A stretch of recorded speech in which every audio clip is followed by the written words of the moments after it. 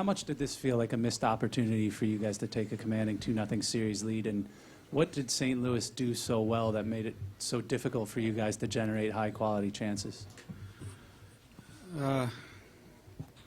Missed opportunity. I mean, they're playing to win too, right? They lost the first game. They were desperate. I shouldn't say they were desperate. They're not desperate. They seemed to play with more urgency tonight than they did game one. We played with less. What they did is I thought they were on top of us, tighter than maybe the first game. Didn't allow us to get to space. As a result, we didn't seem to win as many races as we did game one to pucks.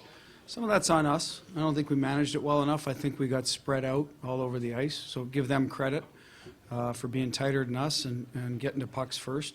As a result, spent a lot of time in our end. Some of that was self-inflicted. Some of that is how they play. They've done it to other teams.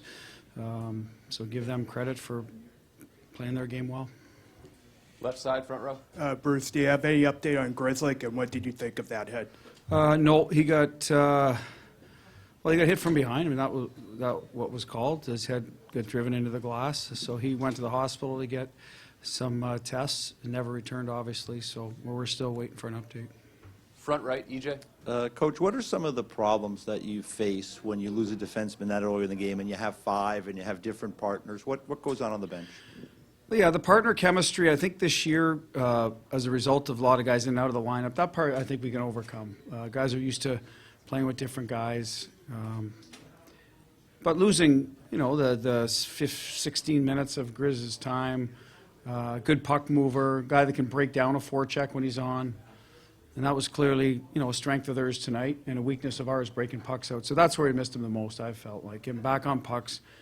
He's pretty good at, a quick escape move, a good clean pass, get our forwards going through the neutral zone, which is a strength of our game. So we lost some of that element, and I think it showed. Left side standing up, Joe. Coach, you've done it all season long, guys in and out of the lineup for different reasons, injuries, whatnot. If needed in Game 3, whether it's John Moore, Stephen Kampfer, along those lines, how confident are you that they can just step in and contribute? Well, I'm not worried about them coming in. They've played in the playoffs, helped us win games. More concerned about Grizz's health right now. I don't have an update. Hopefully he comes back and he's fine. We do have 2 days between the next game. So if not, we'll look at Johnny versus Kampfer. The easy thing to say is Moore, 'cause he's a left stick, keeps everyone on their rights, their appropriate side, but we'll deal with that. Next man up. We've done a lot this year, and I hate to lose a guy, but if that ends up being the case, then one of those two goes in. Coach Jimmy Murphy, Boston Hockey Now. In Game 1, you guys had 5 power plays just like tonight. Both times went 1 for 5, but it seemed in Game 1 that really tired them out. What was the difference tonight where they didn't seem as tired from killing those off? I don't think we executed as well, forced them to defend in their zone. Obviously, we had one clean entry, resulted in a goal. A couple others, we had a little bit of time, but I thought they did a better job cutting off the top. So, we got stuck on the half wall, and then you force a play. Should have made some adjustments when that happened to start creating movement away from the puck. But by the time we did that, they were on us. Better clears they had tonight. That's about it. It's on us to execute better at the end of the day and move a little more. That's what I thought. I thought our whole game was like that. We didn't have as much energy, it seemed, with the puck to create offense. 5-on-5 and on the power play. And I know it sounds odd on the power play, but you do have to open up some passing lanes. If a team's going to play tight, if they're going to play aggressive, you got to have good puck support. Those things weren't there as much as they should have been, and as a result, we lost some opportunities on the power play. On some situations where you want to, the hit on Grizz, that's when you want to score. You want to send a message. The hits on Tuukka, right? So, we let opportunities slip away, and that's frustrating for a coach when guys are paying a price to draw a penalty, and then you don't at least generate momentum. So that, shame on us on those. Do a few more left side, second row. Coach, the team's played well on the road. Do you expect anything different in a hostile environment such as St. Louis? They'll be good. They're going home. Their fans will be behind them, just like ours are. We went into hostile environment in Carolina, a very loud building. Won a couple there, went to Columbus, won a couple Toronto. So our guys are coming. We've got a veteran group. They'll bounce back. They'll be ready to go. I don't think at this time of the year the venue will, I mean, I'm sure it'll help St. Louis, but from our point of view, we'll play wherever they tell us to, and we just got to play better. Do 2 more left side, third row. Bruce, on the final sequence there, the game winner, they've got the 6th skater out. In terms of coaching that, does it look like just a matter of exhaustion, or were your X's and O's not where you want them to be? Some of it was fatigue. I don't know if they were out there a long time. The defenseman might have been the forward line. I think had gotten out.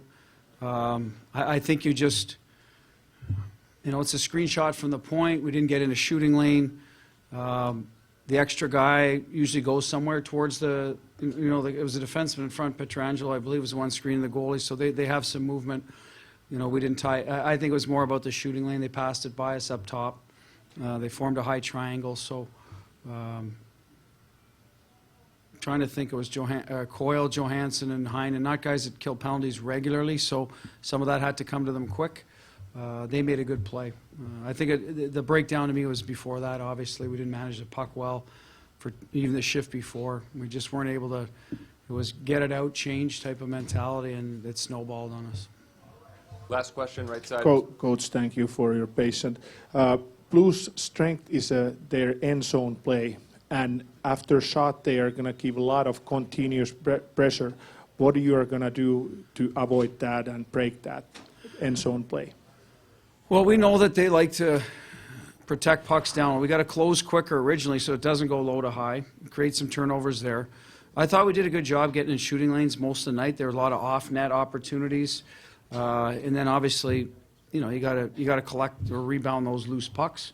Got to win the races in D zone as well. It's not just in the O zone or neutral zone. You got to get to the pucks first, and they did that better than us tonight. And that's, I guess, the tale of the game to me. They won a lot of races, got more pucks than we had it more than we did, and I don't think that was necessarily the case on game 1. We won a lot of races, had it more, and we were able to make plays and. You spend a lot of energy defending, and that's what we did tonight. We spent a lot of energy defending, and then they caught up to us in the end. Thank you, Coach.